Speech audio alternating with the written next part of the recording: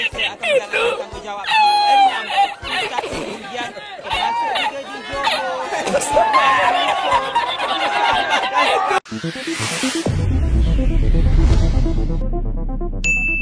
Assalamualaikum warahmatullahi wabarakatuh. Salam jumpa lagi dengan kami di channel ini. Semoga semuanya tetap dirahmati oleh Yang Maha Kuasa. Ya, dalam beberapa hari ini Indonesia menjadi berita hangat di negara tetangga Malaysia.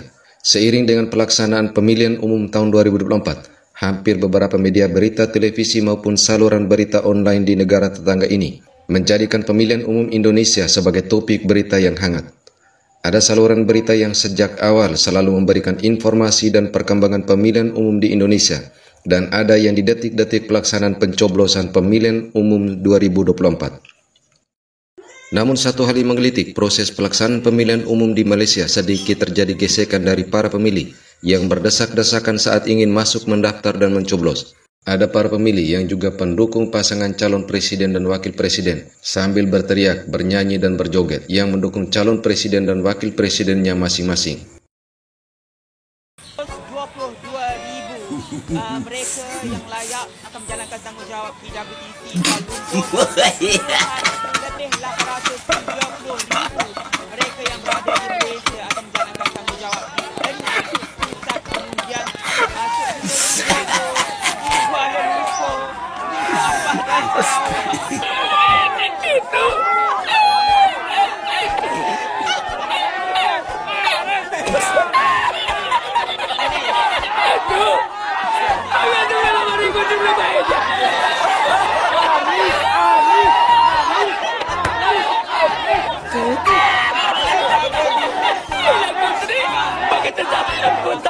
Agarra entre la piedra de Gibeona del Faro, y cuando entra en el restaurante bebé, el cocinero con una paellera que adentro la vende paellera.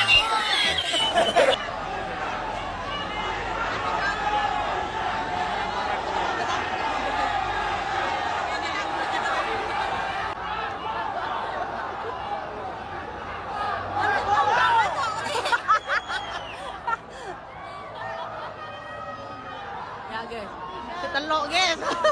Dua guys. Awak situng dia guys.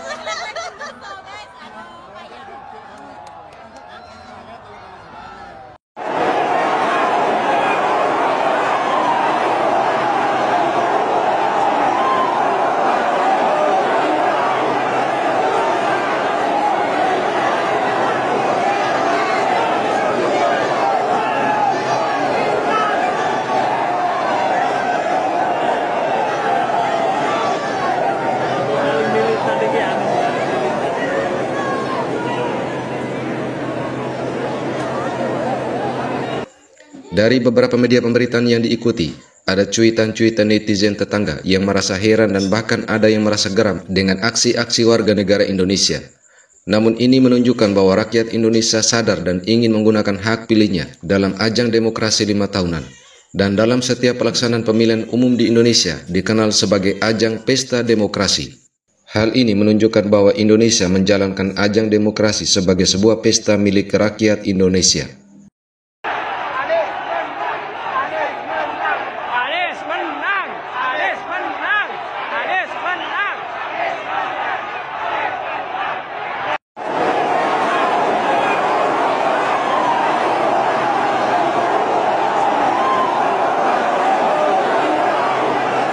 Ya, hal ini berbeda dengan pemilihan yang terjadi di Malaysia, yang mana tidak semua media yang ada di Indonesia memberikan laporan atau liputannya. Dan kita ketahui bahwa sebagaimana yang pernah kami paparkan pada video kami sebelumnya, bahwa tokoh-tokoh politik di Malaysia memiliki pandangan tersendiri tentang Indonesia, yang menurut mereka bahwa posisi Indonesia saat ini penting bagi Malaysia.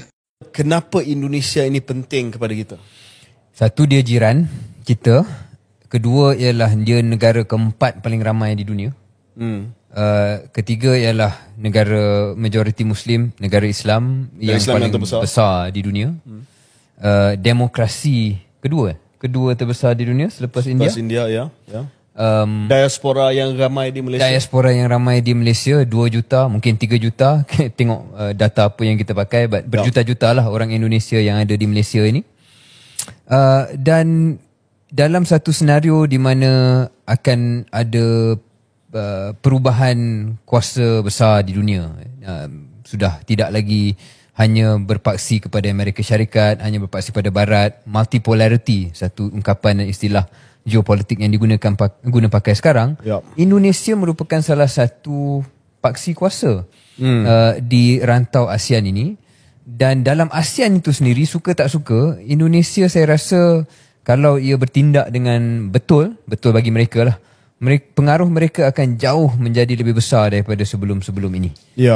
So atas sebab-sebab itu dan sebab-sebab sewaktu dengannya, saya fikir amat-amat mustahak untuk kita bercakap tentang pilihan raya pemilihan untuk Indonesia. Baik, satu mukadimah yang sangat-sangat jelas dan bagus daripada Syaril.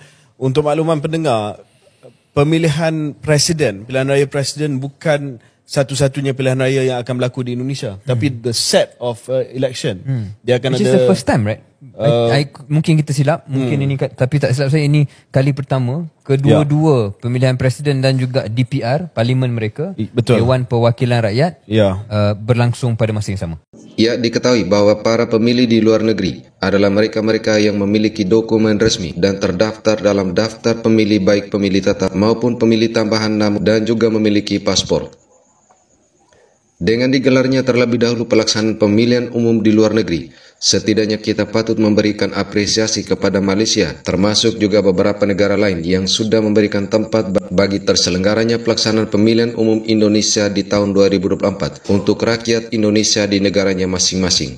Sehingga bagi seluruh rakyat Indonesia, apapun hasilnya dalam pelaksanaan pemilihan umum tahun 2024, siapapun yang terpilih sebagai anggota legislatif, mereka adalah wakilnya masyarakat. Dan siapapun pasangan presiden dan wakil presiden yang terpilih, mereka adalah presiden dan wakil presiden Indonesia. Oke, demikian sekilas video ini. Wassalamualaikum warahmatullahi wabarakatuh.